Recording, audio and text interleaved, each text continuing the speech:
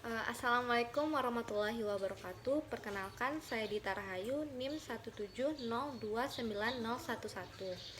Kali ini saya akan menjelaskan mengenai sejarah matematika pada zaman Mesopotamia. Yang akan kita bahas pada zaman Mesopotamia, yang pertama itu perkembangan matematika di zaman Mesopotamia, yang kedua sejarah perkembangan Babilonia, yang ketiga tokoh-tokoh yang ada pada zaman Mesopotamia, yang keempat yaitu penemuan-penemuan yang ada pada zaman Mesopotamia. Yang pertama yang kita bahas yaitu mengenai perkembangan matematika di zaman Mesopotamia. Nah, Mesopotamia ini dikenal sebagai salah satu peradaban tertua di dunia. Nah, letak geografisnya Mesopotamia yang kini menjadi negara Republik Irak yang terletak di Asia Barat.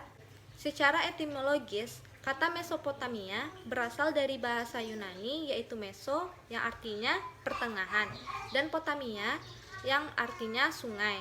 Jadi Mesopotamia ini berarti daerah yang terletak di antara sungai-sungai, yaitu antara sungai Eufrat dan sungai Tigris.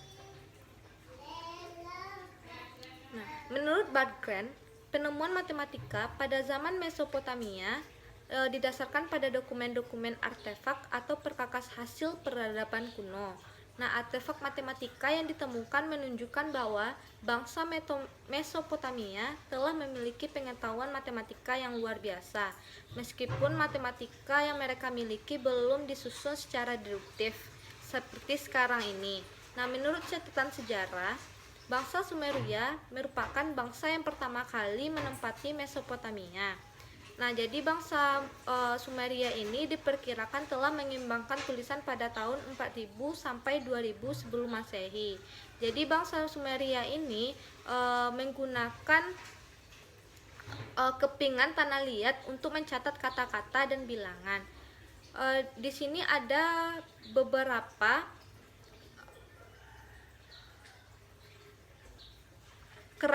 kerajaan-kerajaan yang pernah berkuasa di zaman Mesopotamia, yaitu yang pertama yaitu kerajaan Sumeria, yang kedua yaitu kerajaan Akkad, yang ketiga kerajaan Babilonia, yang keempat kerajaan Assyria, yang kelima yaitu kerajaan Babilonia baru atau Chaldea, yang keenam yaitu kerajaan Persia.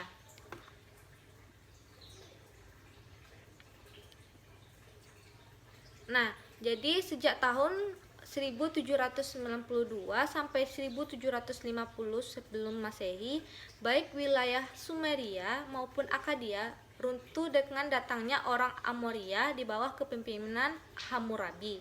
Nah, Hammurabi ini dikenal sebagai penguasa Babilonia dan penguasa dunia terbesar sepanjang sejarah kuno. Melalui perperangan, ia berhasil memperluas wilayah kekuasaannya, yaitu menyatukan wilayah bekas kekuasaan Sumeria, Akkadia. Ia menambahkan ia menamakan negeri ini dengan bangsa Babilonia. Nah, selanjutnya yang kedua kita bahas yaitu mengenai sejarah matematika Babilonia. Nah, matematika Babilonia ini merujuk pada seluruh matematika yang dikembangkan oleh bangsa Mesopotamia, yaitu sejak permulaan Sumeria hingga permulaan peradaban Helenistik. Nah, matematika Babilonia ini diturukan dari lebih 400 lempengan tanah liat yang digali sejak 1850-an, ditulis di dalam tulisan paku. Nah, lempengan ditulisi ketika tanah liat masih basah dan dibakar di dalam tungku atau dijemur di bawah terik matahari. Nah, bukti terdirinya matematika tertulis adalah karya bangsa Sumeria yang membangun peradaban kuno di Mesopotamia. Mereka mengembangkan sistem rumit metrologi sejak tahun 3000 sebelum Masehi. Bangsa Sumeria ini menuliskan tabel perkalian dan lempengan tanah liat dan berurusan dengan latihan-latihan geometri dan soal pembagian. Jejak terdini sistem bilangan Babilonia ini juga merujuk pada periode ini. Nah, selanjutnya yang kita bahas yaitu mengenai tokoh-tokoh yang ada pada zaman Mesopotamia. Yang pertama itu ada Raja Sargon. Nah, Raja Sargon ini adalah pemimpin bangsa Akkadia. Pada masa kepemimpinan Raja Sargon ini sudah ditemukan alat hitung atau sempoa. Yang kedua yaitu Raja Hammurabi. Raja Hammurabi adalah raja Babilonia yang terbesar, yaitu pada tahun 1948 sampai 1905 sebelum Masehi. Nah, Raja Hammurabi ini dikenal sebagai pembuat undang-undang. Yang ketiga yaitu Diapantus.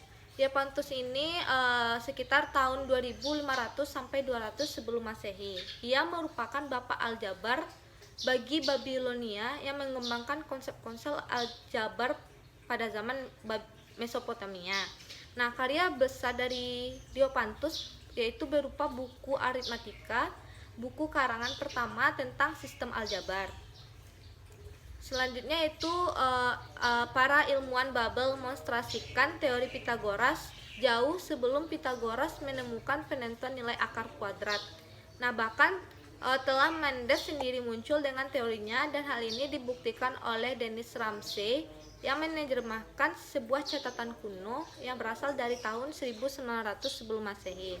Selanjutnya ada Otto Neugebauer dan F. Tauran Dangin. Dia menemukan pengetahuan tentang isi dari tablet-tablet matematika. Selanjutnya yaitu Grotefend. Dia mencoba untuk memecahkan teka-teki. Kemudian pada tahun 1347 Rawlinson menyempurnakan hasil dari Grotefend. Nah, tablet-tablet ini ternyata mengenai semua tahap dan kepentingan-kepentingan dari kehidupan zamannya dan meliputi banyak zaman dari sejarah Babilonia. Nah, selanjutnya kita akan membahas mengenai penemuan-penemuan yang ada pada zaman Mesopotamia. Yang pertama itu yang ditemukan yaitu sistem bilangan. Nah, matematika Babilonia ini dituliskan menggunakan sistem bilangan seksagesimal atau basis 60. Dari sinilah diturunkannya penggunaan bilangan 60 detik untuk semenit, 60 menit untuk 1 jam, dan 360 derajat untuk satu putaran lingkaran. Juga menggunakan detik dan menit pada busur lingkaran yang melambangkan pecahan derajat. Nah, selanjutnya yaitu geometri. Ilmu geometri sudah dipelajari peradaban Babilonia pada tahun 4000 sebelum Masehi sampai 500 sebelum Masehi. Nah, geometri Babilonia ini berhubungan erat dengan pengukuran praktik yang dimaksudkan untuk bisa mendirikan berbagai bangunan yang kokoh dan besar. Nah, bangsa Babilonia mengembangkan cara menghitung luas dan volume. Nah, jadi ciri utama dari geometri Babilonia adalah bercorak aljabaris. Selanjutnya yaitu penemuannya ada aljabar dan aritmatika. Nah, aljabar dan aritmatika ini ditemukan oleh Diopantus yang merupakan bapak aljabar bagi Babilonia yang mengembangkan konsep-konsep aljabar Babilonia. Selanjutnya adalah nilai akar kuadrat. Nah, hal yang menarik dari matematika bangsa Babilonia adalah pendekatan nilai akar pangkat 2 dari bilangan bukan bilangan kuadrat. Misalnya 17/2 untuk akar 2 mungkin secara umum menggunakan rumus A kuadrat ditambah H dipangkatkan setengah atau A ditambah H/2A. Nah, dalam tabel Yale lebih kurang 1600 sebelum Masehi, pendekatan nilai akar 2 adalah 1 ditambah 24/60 ditambah 51/60 kuadrat ditambah 10/60 pangkat 3. Hasilnya itu 1,41413.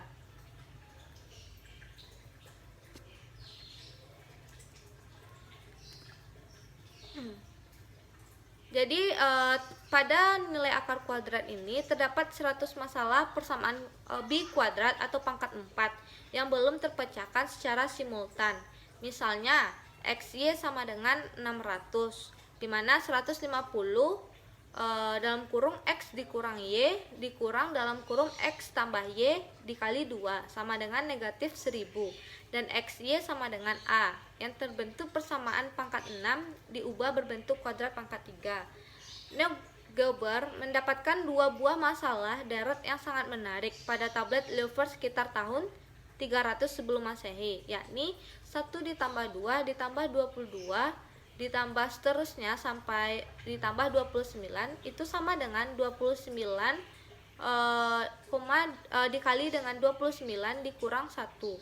dan 12 ditambah 22 ditambah 32 ditambah seterusnya sampai 102 sama dengan 1 dalam kurung 1 ditambah 10 dikali 55 sama dengan 385.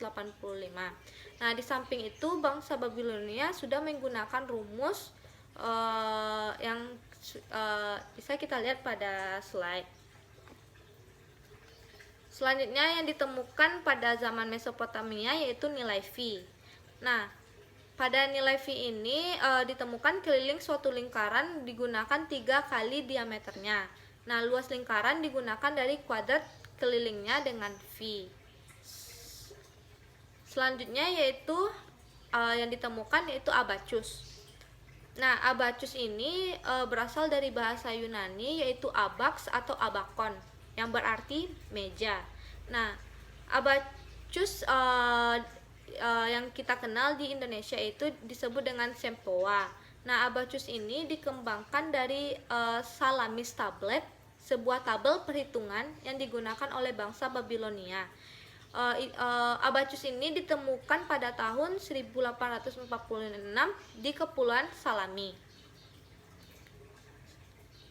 Selanjutnya penemuan yang ada pada zaman Mesopotamia yaitu Plimpton 322. Mungkin karya hasil dari matematika Babilonia yang pernah ditemukan adalah sebuah tablet yang dikenal dengan nama Plimpton 322. Tablet ini bernomor katalog 322 di koleksi GA Plimpton di Universitas Columbia. Plimpton 322 ditulis oleh orang Babilonia sekitar tahun 1900 sampai 1600 sebelum Masehi dan pertama kali dideskripsikan oleh Neil Gauber dan Sachs pada tahun 1945. Nah, mungkin itu penemuan-penemuan pada zaman Mesopotamia. Mungkin sampai di sini yang dapat saya jelaskan. Apabila ada kekurangan dan kesalahan, mohon dimaafkan. Wabillahi taufiq wa hidayah. Assalamualaikum warahmatullahi wabarakatuh.